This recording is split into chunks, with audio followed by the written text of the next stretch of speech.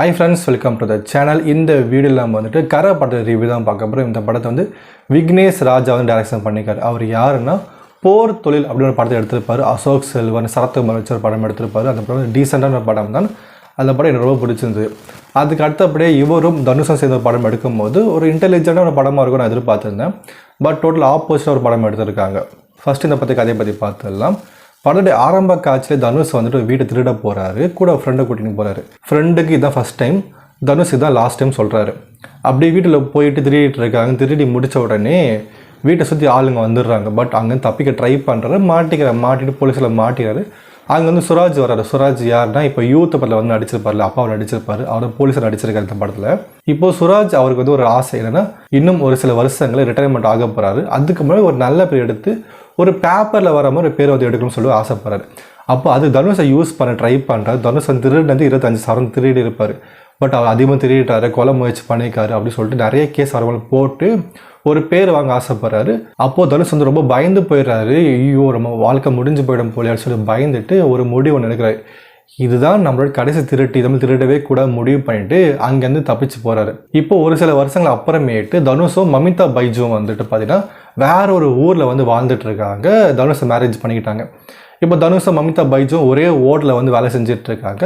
அப்போது மமிதா பைஜு இருக்காங்க இல்லையா, அவங்க வந்து ரொம்ப கஷ்டப்பட்டு இருக்காங்க. அவங்க தங்களுடைய வீடு வந்து ரொம்ப ஓட்ட வீடாக இருக்குது.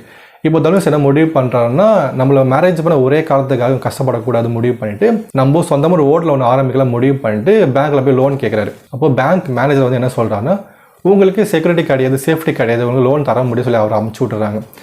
இப்போது வேறு என்ன பண்ணலாம் யோசிச்சுட்டு இருக்கும்போது தனுஷ் வந்துட்டு அவங்க அப்பா கிட்ட போய் காசுக்கெல்லாம் முடிவு பண்ணுறாரு.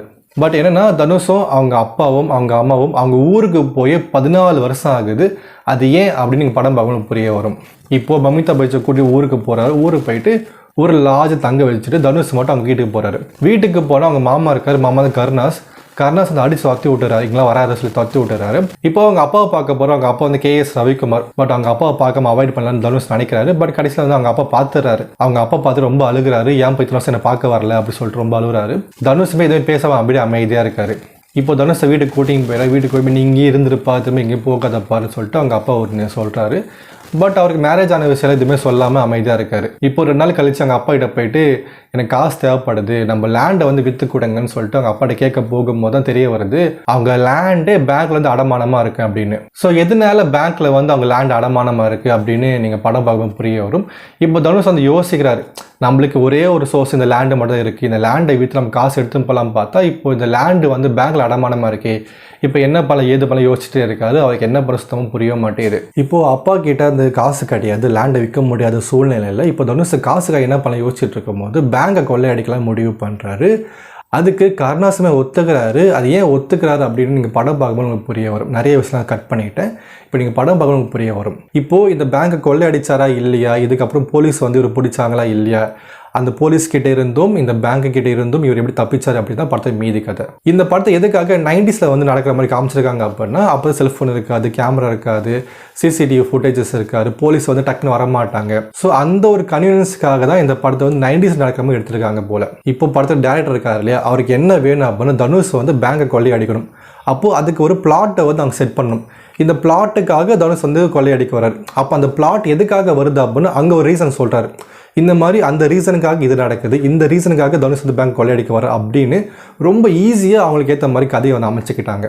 இந்த படத்துடைய ட்ரைலரை பார்க்கும்போது ஒரு விஷயம் சொல்லியிருப்பாங்க, தனுஷுக்கு வந்து காசு நிறைய தேவைப்படுது, அது உங்களுக்கு சொன்னால் புரியாதுன்னு சொல்லியிருப்பார். நானும் இந்த படம் பார்க்கும்போது அவங்க ஒய்ஃபுக்கு உடம்பு சரியில்லாமல் இருக்கும் போல, அவங்க அப்பாவுக்கு உடம்பு சரியாமல் இருக்கும் போல, அதுக்காக கொள்ளையடிக்க வர நான் நினச்சிட்டு இருந்தேன். இப்போ பேங்கை கொள்ளையடிக்க போகிற அந்த விஷயம் வந்து ஸ்ட்ராங்காக இருந்தது அப்படின்னா நம்மளால் இந்த படத்தை அட்டாச் பண்ணி பார்த்துருக்க முடியும். பட் அப்படி இருந்தாலுமே நம்மளால் அட்டாச் பண்ணிக்க முடியுது. ஏன் அப்படின்னா தனுஷ் மாட்டிக்கக்கூடாது அப்படின்ற ஒரு பதைப்பதைப்பு வந்து கண்டிப்பாக இருக்குது. இந்த படத்தை காப்பாற்றுற ஒரே விஷயம் தனுஷ் மட்டும் தான். அவருடைய ஆக்டிங் வந்து பயங்கரமாக இருந்தது. இன்டர்வலுக்கு முன்னாடி வந்து பேங்க் கொள்ளையடிக்கிற சீன் ஒன்று வரும். அந்த சீன் வேற லெவலாக இருந்தது. அந்த சீன் எப்படி இருக்கும் அப்படின்னா ஒரு பயம், ஒரு பதைப்பதைப்பு, ஒரு டென்ஷன், காமெடின்னு எல்லாமே கலந்த மாதிரி இருந்தது. அந்த சீன் மட்டும் வேற லெவலாக இருந்தது. இந்த படத்தில் யார் நடிச்சிருக்காங்க அப்படின்னா Dhanush, KS Ravikumar, Mamitha Baiju, Karunas, Jayaram and Telugu actor வந்து ஒருத்தர் நடிச்சிருக்காரு. அவர் பேர் தெரிய மாட்டேங்குது. ஸோ இவ்வளோ கேரக்டர் இருந்தாலுமே தனுஷ் மட்டும் தான் மெயினாக இருக்காரு. மற்ற கேரக்டர் எல்லாமே வந்தோம் நடிச்சும் போகணும் அப்படின்னு தான் இருக்காங்க. ஸோ தனுஷ் மட்டும் தான் மெயினாக எழுதியிருக்காங்க. மற்ற எந்த கேரக்டரும் ஒரு டெப்த்தான ரைட்டிங் வந்து இருக்க மாட்டேது. மமிதா பைஜு வந்து மொத்தமாக 4-5 சீன்ஸ் தான் வராங்க. அவங்களுக்கு எந்த ஒரு இம்பார்ட்டன்ட் ரோலுமே கிடையாது. அண்டு ஜெயராம் பார்த்தீங்கன்னா காமிக்கல் வில்லனாக இருக்காரு, ஒரு மெயின் வில்லனாக அவர் இருக்க மாட்டாரு. சுராஜுமே போலீஸாக தான் வராரு, அவர் வில்லத்தனமாக எதுவுமே பண்ணவும் மாட்டாரு. தனுஷுக்கு மெயின் வில்லன் யாருமே கிடையாது. ஜெயராமும் சரி, போலீஸ் ஆஃபீஸர் கூட சுராஜும் சரி, 2 பேரும் வில்லன்ஸ் கிடையாது. அப்போ மெயின் வில்லனை யாரும் இல்லாத போது படம் பார்க்கும்போது நம்மளுக்கு ஒரு பதைப்பது வந்து ஏற்பட மாட்டேங்குது. இந்த படத்துக்கு வந்து ஜி பிரகாஷ் தான் மியூசிக் போட்டிருக்காரு சொல்லும் போது ரொம்ப ஆச்சரியமாக இருந்தது. ஏன்னா அதுக்கான சிக்னேச்சர் எங்கேயுமே இருக்க மாட்டேன். ரொம்ப கமர்ஷியல் படத்துக்கு தேவையான மியூசிக் தான் போட்டிருக்கேன் தவிர ஜி பிரகாஷ் தான் படத்துக்கு மியூசிக் போட்டிருக்காருன்ற மாதிரி டவுட் வந்தது. படத்தில் வந்து பாட்டுன்னு எதுவுமே இட்டாத மாதிரி தெரியல. அண்ட் ஃபைட் சீன்ஸ் வந்து 2 சீன்ஸ் தான் இருந்தது. சேசிங் எதுவுமே கிடையாது. நீங்கள் வந்து போர் தொழில் படம் பார்த்துட்டு அதை விட இந்த படம் பல மடங்கு இருக்குன்னு நினச்சிங்க அப்படின்னா உங்களுக்கு பெரிய டிசப்பாயின்மெண்ட் ஏற்பட போகுது. ஏன்னா அந்த அளவுக்கு இந்த படம் இல்லைங்க. அந்த படத்தோடைய டைரக்டர் தான் இந்த படத்தை எடுத்தாரான்ற மாதிரி டவுட்டும் வந்துடுது. ரைட்டிங்காகவுமே ரொம்ப பெருசாகவும் எதுவுமே கிடையாது. படத்துடைய ஆரம்ப காட்சியில் சுராஜ் வந்துட்டு தாம் பண்ணாத ஒரு வேலையை பண்ணதாக சொல்லி பெருமை தேடுறதாகவும், படத்துடைய எண்டிங்கில் வந்துட்டு தாம் பண்ண வேண்டிய வேலையை கூட பண்ணாமல் போனது ரொம்ப டிஃப்ரெண்ட்டாக இருந்தது. மொத்தத்தில் இந்த படம் வந்து ஒரு டீசெண்டான அபவ் அவரேஜ் படமே அமைஞ்சு போயிடுது. நீங்கள் பெரிய அளவுக்கு எதிர்பார்த்து போனீங்க டிசப்பாயின்மெண்ட் தான் ஆவீங்க அப்படின்னு தெரிஞ்சுக்கோங்க. அண்டு படத்தோட எண்டிங் பார்க்கும்போது பார்த்தீங்கன்னா கத்தி படத்தோடைய ரிசம்பிளன்ஸ் வந்து கொஞ்சம் இருந்தது. அண்டு கமலஹாசனுமே ஒரு ஷார்ட்டில் வந்துட்டு போவார். 18+ எதுவுமே கிடையாதுங்க, நீங்கள் ஃபேமிலியாகவே பார்க்கலாம்.